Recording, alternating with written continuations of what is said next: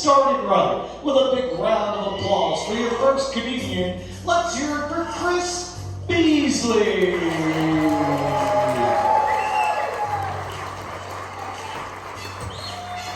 Good evening, Chattanooga. How's everyone doing tonight? Good. You are a lively audience. I like that. I do. Where are my tequila drinkers at? Who likes tequila? Oh my gosh, there's so many of you. Now, I don't really like tequila, and it's not because of the flavor. No, I don't like tequila because tequila lies. Tequila's gonna trick you. If someone comes up to you and says, hey man, you want some vodka? Well, vodka sounds scary. Vodka sounds aggressive. Vodka sounds like a drink that's gonna fuck you up.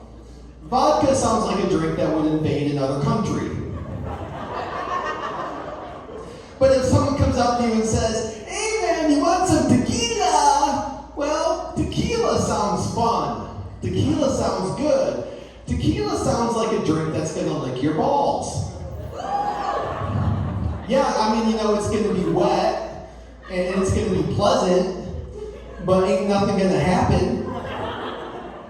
Tequila sounds like a good idea, but it's not. Sure. Maybe one drink of tequila is a good idea.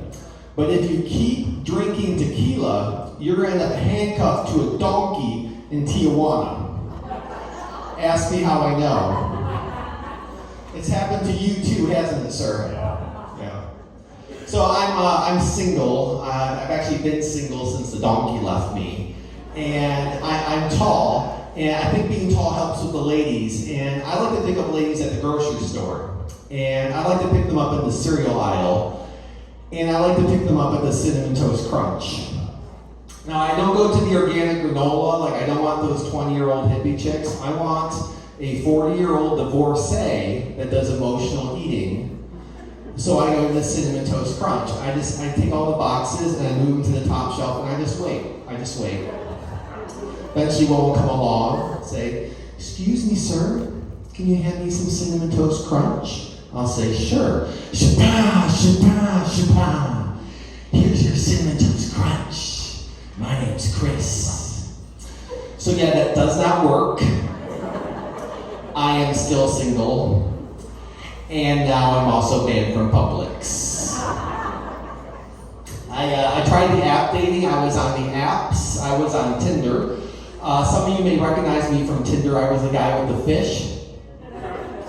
I kept seeing these people on Tinder, like poly people or swingers, someone looking for a third. And it's never who you'd expect. It wasn't like really attractive people. It's like someone's like, she's overweight and she has blue hair and a nose ring and her name is Crystal, but she spells it with a PH. And I think, I'm just looking for one person, and the genie from Aladdin's over there working on a threesome. And now fellas, let me give you some advice. If you're on one of these apps and you see a horse girl, now I mean a girl that rides horses. I don't mean like a horse face, I mean a girl that rides horses. If you see a horse girl, swipe left. You don't want that. No matter how hot she is, you swipe left, because I tell you what, she will never love you as much as she loves that horse. And if she's out there riding Seabiscuit, she is not riding you. Now ladies, I want to give you some advice too. If you're on these apps, can we stop with the Snapchat filters, please? You're gonna have to buy drinks until you look like your photo, and it's gonna take a lot of fucking alcohol until you look like a puppy dog. Right? I matched with this one girl on Tinder, and I matched with her because she said that she liked ice skating, and I love ice skating, I do. I don't know if you know, but out here by the trains at Christmas time, you can go ice skating, and I go all the time, I love it. So I message her, I say, hey, meet me at the choo-choo, we can go ice skating. So on the internet, ice skating means meth. Ice skating means meth. That was a weird date. And so I get home and I don't want that to happen again, so I have to research all these secret words, because apparently there are secret words and you have to know what they are. So it turns out skiing means cocaine. And at this point I'm questioning all winter sports. Like, I don't really want to know what skeleton means, and I'm pretty sure luge is something sexual. I matched with this one girl, and she said she was really into curling. Fuck that shit. I ghosted her. That's not worth the risk. Do we have any Canadians in the audience tonight? Any Canadians? One back there, stay the fuck away from that person. They are way too into winter sports. You know, after Tinder, I tried Bumble. And if you don't know what Bumble is, it's exactly like Tinder, except the ladies have to message you first. And I like that because I don't know how to break the ice. I'm not that good at it. I never know what to say. But ladies, you guys don't really know what to say either. I met just this one girl on Tinder, or I'm sorry, on Bumble, and she was cute. The first thing she said to me, the very first thing she said to me, she says, "Do you want to put a baby in me?"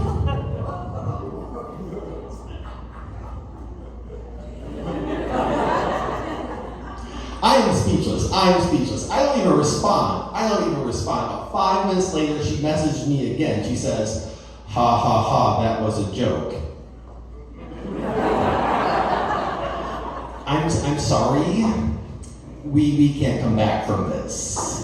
Left swipe. I matched with this other girl on Bumble, and the very first thing she said to me, she said, "My safe word is don't stop." Is this like Extreme Bumble? Did I download the wrong app? Is this like Bumble After Dark? Like, I don't know if I'm ready for this. Is there like a simpler Bumble version? Is there like, I don't know, Bumble Junior? Oh, okay, maybe not Bumble Junior, that sounds bad. But like maybe entry-level Bumble, maybe that's what I need? All joking aside, I did eventually meet someone, and she's pretty great. It was rocky, we had some ups and downs, but she recently, she told me that it would have to be World War III for her to break up with me again. So shit. But I have 3 kids, and she has 2, so 5 between us. That's almost a full Brady. We have any other parents in the audience tonight? Any other parents? Where are my parents at? You guys are so excited. You're like, I'm not really parenting. I don't claim them. They're not really mine. I'm going to half raise my hand. What about parents of 1 kid? Do you have any parents of 1 kid? Parents of this 1 kid right here? Over there? Parents? Go ahead and put your hands up. You're not a real parent. I'm sorry. You're not a real parent. 1 kid? 1 kid's not parenting. 1 kid is easy mode. 1 kid is JV. 1 kid's like a learner's permit. Like, you can parent with supervision, but you don't have your license yet. I know some parents of 1 kid, and they're annoying. They think they have it so hard. They have no idea what hard is. They'll be like, "It's so hard with Billy." Some nights after he goes to bed at 7 p.m., I just have to have a bottle of wine. Because it's just me and Billy, and my husband, and our nanny. My mom helps every Thursday. His sister lives across the street. I just don't know how I do it all. Shut the fuck up. I'm a single father of 3 kids. I have it hard. Some days all I do are clean up messes. I turn around, oh shit, there's a mess. Turn around, oh shit, there's another mess. Honestly, some days I clean up a mess, I find a half-eaten chocolate bar, and that's my win. Yeah, parents of the 1 kid, they get like obsessed with their kid, like some weird love affair or like a reverse Oedipus situation. They think their kid is the best thing ever. Like, Billy's so smart. He's gonna be a doctor, lawyer, astronaut. He's gonna do knee replacement litigation in space. Shut the fuck up. He's gonna work at Food City just like his old man. And I get it too. Like, when I had my first kid, I thought he was amazing. And parents of multiples will understand this. Parents of multiples will get this. Like, you have 1 kid, you think your kid's amazing, but you don't have any frame of reference. Then you have your second kid, you can compare the 2, and you realize that first kid, sort of an asshole. Right? But the actual worst thing that the parents of the 1 kid do is they overparent. They coddle that baby. Like, they only have 1 egg in their basket, and they can't let that egg turn out to be a meth head. Oh no, they don't got a backup baby, so they overparent. Billy's so sweet. I'm making quinoa mushroom falafel for dinner. He eats it all up. When he was a baby, I made his baby food from scratch. I got butternut squash from Whole Foods. Then I switched to acorn squash. It's more socially progressive. It has darker skin. I never use salt. I only use pumpkin spice. For breakfast, I'm making Cheerios, not from a box. I press my own Cheerios. I have a Cheerio press. I got it from Williams Sonoma. I only use organic milk from grass-fed cows in blue states because of the chemicals. And I get it. I understand. When I had one kid, I was a little overprotective too. I was. But then you have more kids, you chill out, you relax a little bit, and you realize if your kid wants to eat a stale chicken nugget off the backseat of your truck, that's okay. You know, these parents of the one kid, they get way too obsessed with the food that their kid eats. Like quinoa, mushroom, falafel. I grew up in the 1980s, and back then there was an entire aisle at the grocery store just for hot dogs. Like a bathhouse in San Francisco, it was wieners as far as the eye can see.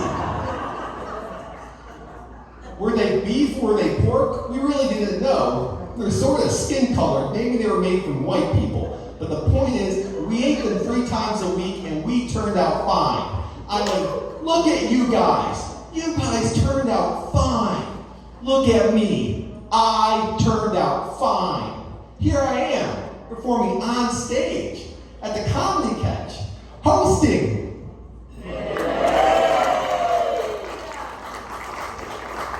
But then all the bougie white people came and replaced the hot dogs with quinoa. All right, everybody, I am Chris Beasley. Thank you very much. We have 3 more comics for you still tonight. So keep it going for your next comic. He is a local favorite.